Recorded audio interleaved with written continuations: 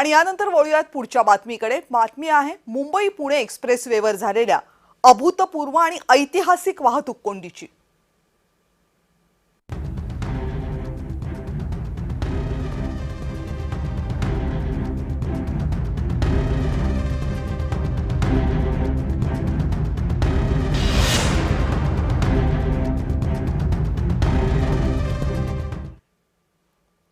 मुंबई पुणे एक्सप्रेसवेवर मंगळवारी संध्याकाळी एक गॅस टँकर उलटला आणि मोठं संकट ओढावलं। आज सकाळपर्यंत म्हणजे गुरुवारी सकाळपर्यंत अपघात झाला होता। मंगळवारी संध्याकाळी 5:30च्या सुमारास आणि गुरुवारी सकाळपर्यंत वाहतुकीची कोंडी कायम होती। पण एक्सप्रेसवेवर झालेली ही पहिली वाहतूक कोंडी होती का? नक्की नाही। प्रत्येक वीकेंडला वाहतूक कोंडीचं रडगाणं एक्सप्रेसवेवर आहेच आहे। सलग सुट्टी आली की ही वाहतूक कोंडी, गणेशोत्सव आला की वाहतूक कोंडी, दिवाळी आली वाहतूक कोंडी।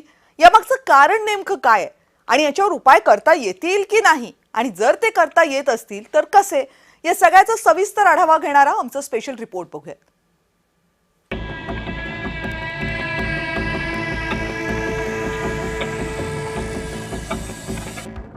मुंबई पुणे एक्सप्रेसवे जेव्हा 2002 साली खुला झाला तेव्हा मुंबई आणि पुण्यादरम्यान प्रवास करणारे कमालीचे सुखावले होते।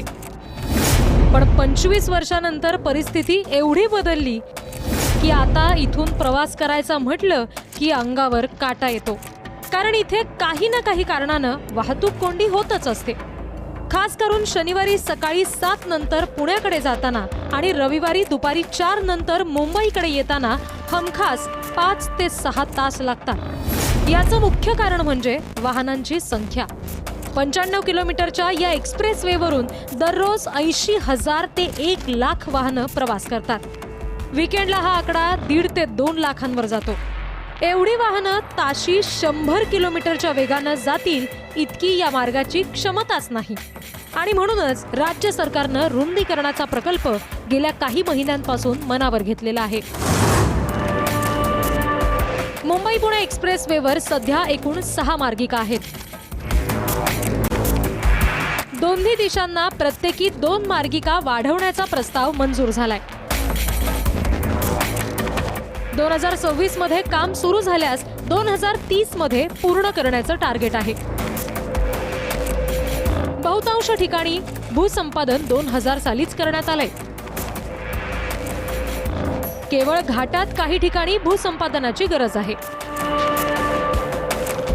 अपेक्षित खर्च आहे 14,260 कोटी रुपये।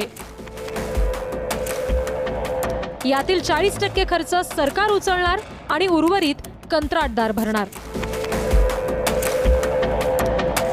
प्रकल्प पूर्ण झाल्यावर टोलची मुदत एप्रिल 2045च्या पुढे नेणार।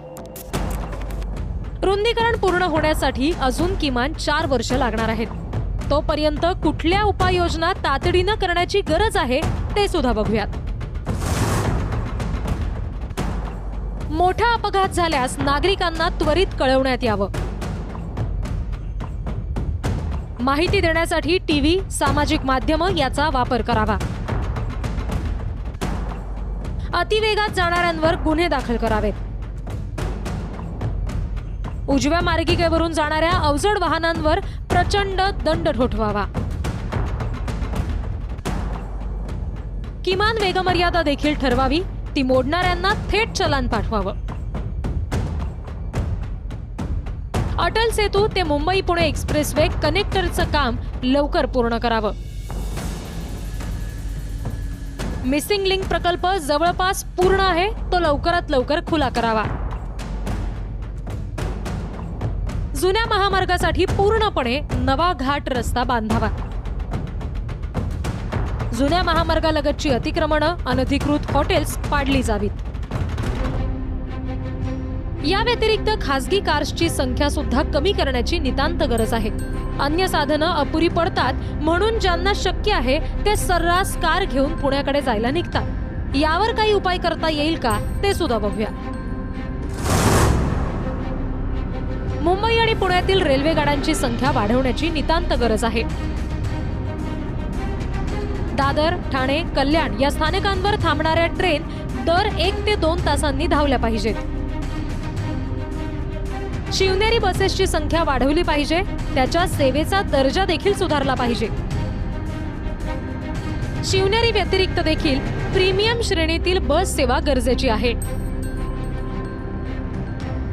पुणे रेल्वे स्थानकाबाहेरून जाणारे अधिकाधिक मेट्रो मार्ग हवेत. ठाणे, नवी मुंबई, पनवेल इथून मिनी बसेस सुरू कराव्यात. मुंबई बंगळुरू एक्सप्रेसवेची घोषणा केंद्रीय मंत्री नितीन गडकरी यांनी केलेली आहे. या प्रकल्पाचं काम लवकरात लवकर पूर्ण केलं पाहिजे.